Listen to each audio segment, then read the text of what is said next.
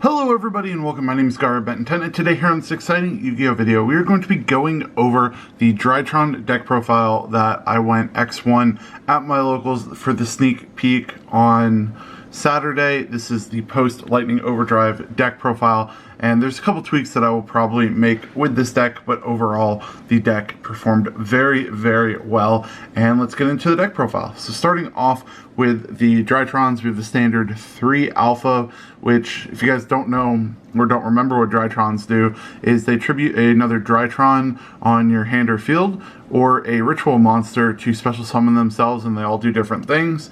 Alpha searches a ritual monster, 3 Zeta, which searches the ritual spell, 2 Gamma, which summon another Drytron from grave, and then 1 Delta just for the name. I toyed with the idea of playing a 3rd Gamma, but that doesn't really do anything for it. Most of the time you send this to grave so you can do other combos, and then Beta doesn't really come up, so we're not playing Beta. But these are the 9 Drytrons that we're playing. And then moving on to the Fairy Engine, the brand new triple diviner of the Herald. I overpaid to get these so I could have these for the sneak peek, but what actually, not really, because they kind of have gone up in price, but what diviner does is you can send a fairy monster from your extra deck or deck to the graveyard, which you use to send Herald of Arclight most of the time, or you can send some other cards to do some other things depending what turn of the game it is. And then it gains the level of the monster that it sent, which is very important for the combo. And that's on normal or special summon. It has another effect for tributing, which doesn't really come up. And then also, because we are playing a Fairy Engine, play 3 Herald of Orange Light. This is a monster negate. You discard this and another fairy, and if you discard one of the 2 Evas, sadly I only own 1. I have another on order but Invoked 101 let me borrow his Eva, so I had 2 to play. If you discard Orange Light and another fairy to negate a monster effect. If you send Eva then lets you banish 2 fairies from your grave, search 2 level 2 or lower fairies, and what do you know? Diviner is a level 2 fairy, so when you search Eva or send Eva, then you get to search out a Diviner of the Herald. And then for the rest of our Fairy Engine, we play 1 Lancia because it is searchable, and Tri-Brigade is a deck. And we play 1 Benton, which sadly it's only at 1. I wish it was at 3, but it definitely needed to be at 1 or else this deck would be super overpowered. And then I still play the 1 Herald of Ultimateness for the end board. Then we play a small Megalith Engine, which I really don't know how to use it. I know you use Fool for the combo, and I don't really know how to use Ophiel and Bellathor, so my deck knowledge definitely needs to be improved.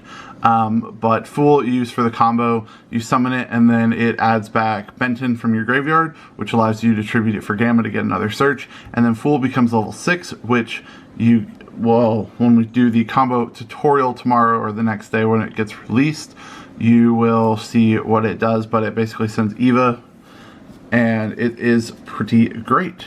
And that's it for the monsters. Moving on to the spell cards, play Triple Pot of Prosperity, and which I don't really like this card. I know it's really good, but I don't really like it because I like having extra deck resources. It's probably because I'm not as good with the deck as I should be, but it is what it is. This helps you draw into your side deck cards games 2 and 3, so it's a necessary evil. You can play like Jack in the Hand if you want to build this in a more budget variant, and I may build a budget variant, so that way, I say budget, you still need 3 diviners, but yeah, I may build a more budget variant to show off later. Let me know in the comment section down below if you guys want to see that. But then we play 3 Cyber Emergency to search out any Drytron, 3 Preparation of Rites, which I think I'm going to change these out for Jack in the Hand. I'm not really sure, but these underperformed a lot during the tournament. And then that's it for our non-Drytron searches. And then we have 3 Nova, which specials Drytron from deck. I play 2 Midionis because I'm always afraid my opponent's gonna like DD Crow the 1, and I use the second one sometimes for like a nightmare discard, but I like 2. People play 1. It is what it is. And then I play 1 Fafnir. This just allows you to get drilled faster into your combo, and it's not that great. It probably could be cut in all honesty, but I still play the 1 because it does help. It is an extra copy of Nova, and if you don't have a way to access data, it is another copy. It is another copy of Midionis. Now moving on to the card, which should be Forbidden Droplets, but Dark Ruler no more. This should be Forbidden Droplets, but I sold my Droplets because I'm waiting for the Ultimate Rare reprint.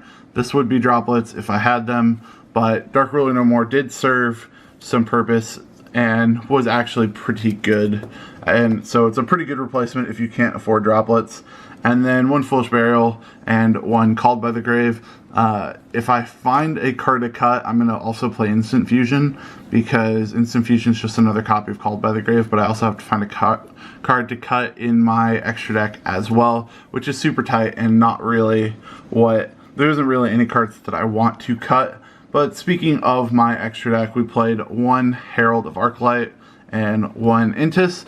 These are what you send off Diviner most of the time. Arclight searches a ritual monster, which is really good, and just obviously pops a card. Then the new card, we play 1 Drytron Mu Beta Fafnir. This card is absolutely amazing. It's a rank 1, so 2 Drytrons pretty much. You just have to use 2 level 1 monsters. I summoned this using Eva one game, which was pretty interesting.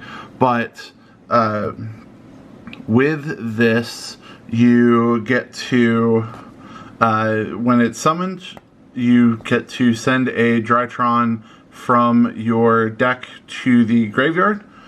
And then, if you use a ritual summon, you can detach materials from this instead to do for the ritual summon. So that basically the two Drytrons don't actually lose you advantage. You get an extra Drytron, and then you get to still use those 2 Drytrons for ritual summons, which is really, really good. And then it's less effect when your opponent activates a spell or trap card. While you control a machine ritual monster, quick effect, you can detach 1 material from this card and negate the activation. If you do, destroy that card. It doesn't really come up because I don't play any machine ritual monsters, but if you played the big Drytron rituals, then it would come up. And then for the combo, we have 1 Beatrice. Beatrice is a rank 6, so Diviner after you send Herald, and then Fool when you add back Benton. This lets you send any card from your deck to the graveyard. This is good for the Nightmare Griffin combo. This is good for sending Eva, so you have a Diviner for your follow-up play and a Herald for your ultimateness negate. It's really, really good. And then you can send the Eva on your turn and your opponent's turn, so that gives you 4 cards, which is really awesome. Then we have a Zeus package. We have the Lyrilisk, which lets you attack directly, Downer Magician, which gives you an extra material, and then Zeus. This card won me so many games, absolutely insane.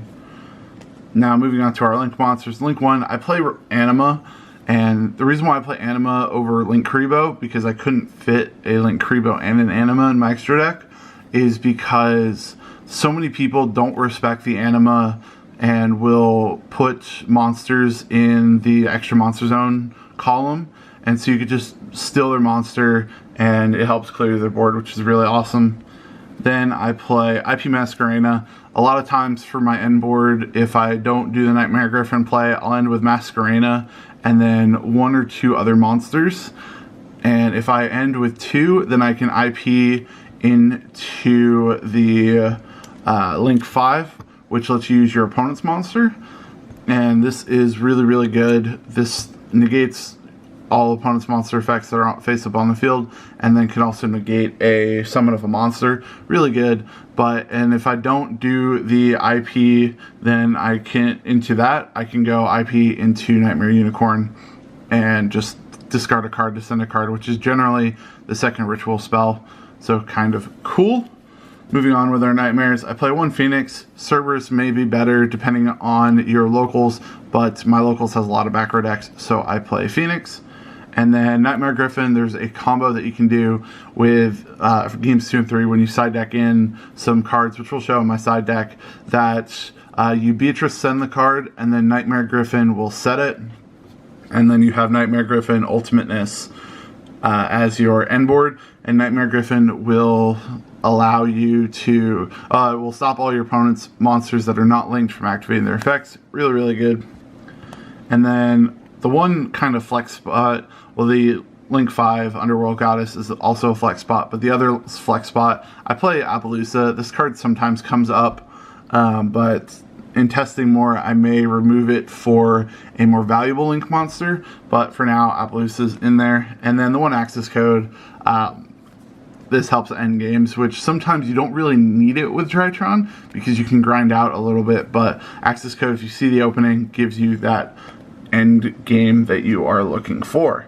Now moving on to my side deck, I didn't really know what was going to come up for this. I knew my locals had a lot of Dino players, so for my monsters for my side deck, I played 2 DD Crow and the other 2 Lancia. Didn't really need them for any game. I sided in the DD Crow for a Drytron mirror that I played, but other than that, for my locals going forward, those DD Crows will probably be cycle readers. But then I also played 3 Lightning Storm because I have them, so I'm going to play them. And then 3 Twin Twister. The discard doesn't really matter because you can use your Drytrons in grave anyways, so it's good spell trap removal. And then 1 Harpy's Feather Duster to round out spell trap and monster removal. And then moving on to the cards for Nightmare Griffin, play 1 DD Ground and 1 Imperial Order. These are what you would send off Beatrice depending on the matchup. For Drytrons, I send them both in. So if I'm going first and I draw either one of these, it helps immensely in the mirror match. But really you would want probably Imperial Order because that's how they get most of their stuff. But I don't really know. I need to do more mirror matches. But you send these with Beatrice, set them with Nightmare Griffin, and watch your opponent cry. And then last card I play is 1 Red Reboot because one thing this deck does suffer with is you can OTK, but if your opponent has a bunch of trap cards, that can stop a lot of your plays really quickly. So having this and then OTKing your opponent helps immensely. But that is going to be it for the deck profile. It was a 44 card main deck. I'm going to try and find a way that I can bring down the main deck closer to 40, but we will see. When I played Drytrons before, it was 44 cards. But that's going to be it, guys. Hope you guys enjoyed. Make sure to subscribe to see the combo tutorial that will be posted in the next couple days, and I will see you guys next time. Peace out.